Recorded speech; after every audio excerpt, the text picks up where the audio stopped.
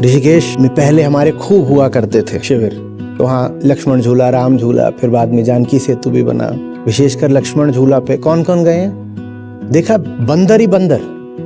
वो आप निकल रहे होते हो, लक्ष्मण झूला सबसे पतला सा था क्योंकि बहुत पुराना है, सकरा है। आप निकल रहे हो, यहाँ बगल में बैठा हुआ है।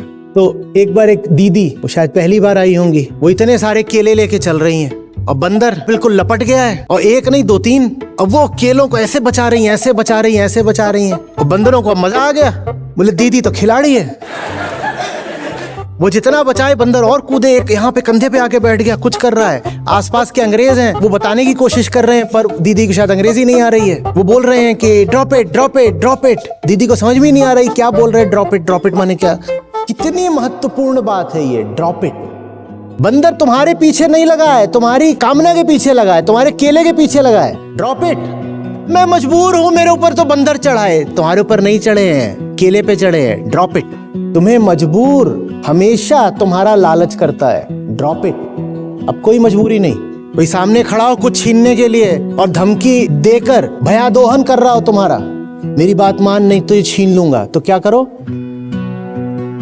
ले।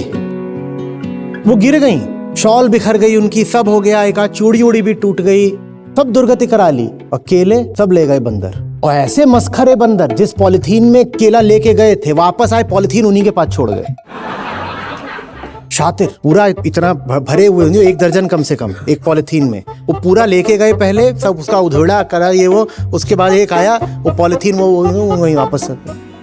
तुम किसी पर आश्रित रहना, क्यों किसी के भरोसे जीना। जगत जब तक कुछ दे रहा है तो दे रहा है, लेकिन जैसे ही जो तुम्हें दुनिया से मिल रहा है वो बोझ बनने लगे, ड्रॉप इट।